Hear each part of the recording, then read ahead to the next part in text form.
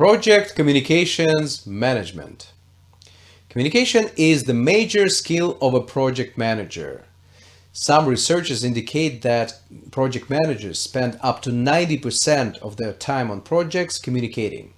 Communicating, not speaking, communicating. It includes speaking, it includes writing documents, it includes creating email, and all of that is communication. None of the project management processes can be accomplished without proper communication, and most project failures, if not all of them, can be related to insufficient or improper communication. Think of a team member that did not notify everyone that they are behind the schedule on certain activity and the activity is on the critical path, and as a result we face major delay on our project. Or think of a stakeholder who did not advise us of a certain situation that could result in a risk that as a result was not mitigated, and we are facing an issue which impacts our project delivery.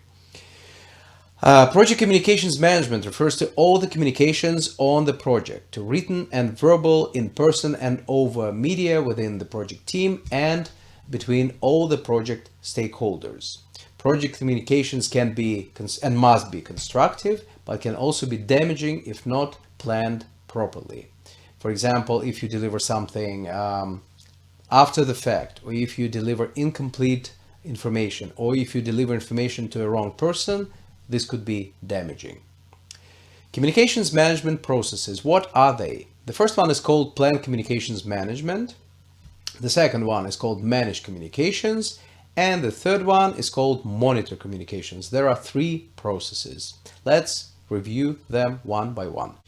Planned communications management. This process results in the preparation of the communications management plan, which is one of the subsidiary project management plans.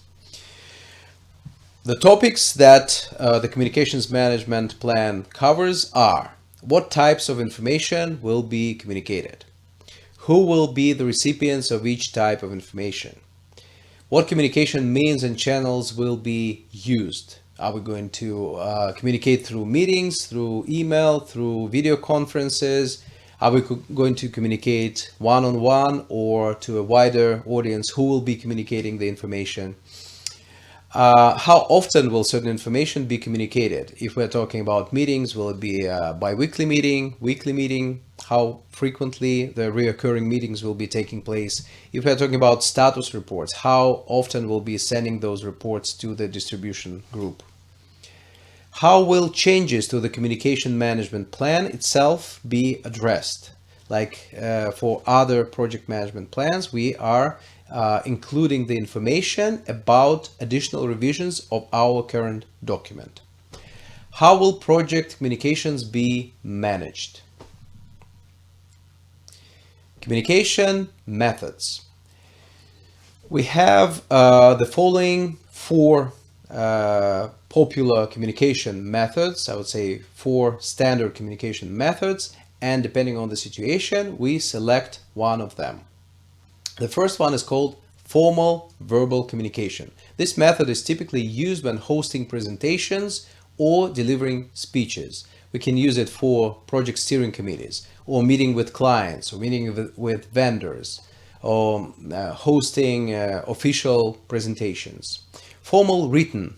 This method refers to most of the project documentation, formal documentation, contracts, project management plans, official communication between organizations, email between organizations, proposal, request for proposals.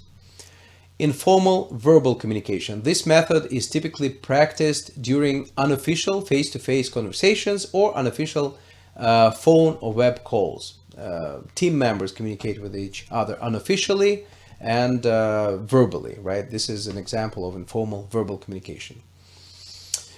Informal written. This method could apply to unofficial email, memos, or notes. Let's have a look at a few scenarios and see which communication methods would apply. Writing an email to a teammate. So you're writing an email to a teammate. So if it's your teammate, you choose, probably, most likely, you choose some unofficial language and you are writing an email. So you choose informal written communication. Presenting at the steering committee. You are presenting, you're speaking, and you are speaking to the official group of people. You choose official language. You are selecting formal verbal communication for your presentation. Writing a request for proposal. Request for proposal is an official document and you are writing it. This is an example of formal written communication. Discussing last night's team party. Guess what? It is informal verbal communication. Troubleshooting a problem together. Let's say you sit in a room with your teammates and you are talking about the problem and you think how to address it. It would be informal verbal. Speaking at a conference. You speak in front of official representatives from other organizations. You choose formal verbal communication. Creating a statement of work. You create an official document, you write it. This is an example of formal written communication. Creating sticker notes with tips. As you learned from the previous slide, this would be an example of informal written communication. Planning meetings. We plan meetings when we create our communications management plan. We list the meetings that we are planning to have on the project and all the information that we know about those meetings at this point when we create the plan. And of course, we plan meetings in greater detail as we get closer to the meeting dates. What do we plan? We plan meeting frequency. We choose if the meetings are going, especially for reoccurring meetings, we choose how frequently, how often these meetings will be taking place, daily, weekly, bi-weekly. In some cases, the meetings could be on demand or per occasion, probably just one occurrence of a meeting. Meeting attendees. We choose who will be attending our meetings. There could be a group of required attendees, people who absolutely need to attend because their opinion is very important at a meeting. They are contributors and we need to hear what they say. Or there could be some optional attendees who, if they attend, they could also provide some benefit, but most likely those people will be just listening. Time and agenda. So we select the time that is suitable for all the required attendees and we invite everyone. As for agenda, we select agenda for recurring meetings up front and most likely the agenda will be repeated. It will be the same at each recurring meeting. For special meetings that happen just once, we create the agenda to suit the meeting needs. Meeting minutes distribution.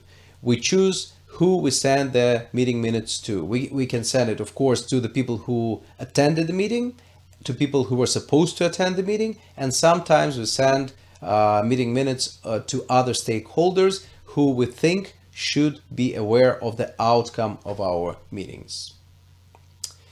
Manage communications. This process involves the distribution of project information, and in case of written communication, it also requires the creation of that information and storage. As technology evolves, virtual communication is becoming more popular and we need to make sure that our communication means are intact, that there are no disturbances when we are holding a video conference or there are no disturbances when we are sending email. So we are trying to make sure that our communication means are working properly. As a result of communications management activities, we update project documentation, for example, issue logs and lessons learned documentation, and create important inputs for other project management plans, for example, stakeholder management plan. Monitor communications. Project communications require monitoring to make sure that the model developed in the communications management plan works and stays efficient throughout the project life cycle. The communications management plan typically includes statements on how project communications will be monitored. How can they be monitored? Most often, the most popular tools and techniques for monitoring communication would be expert judgment, when we ask for expert opinions to see if our communications are efficient. And of course, meetings with stakeholders, communication with stakeholders to make sure that they receive the information, that they received information that was supposed to receive. They receive complete information. the right stakeholders receive the right information, and so on and so forth. So these are all things that we need to monitor. And of course, if information changes, if information recipients change, or the means of communication are no longer working, or the project manager receives an indication that certain information is not received as planned, the communication management plan may have to be adjusted. And this concludes our communications management lesson. Thank you very much for watching. See you at the next lesson.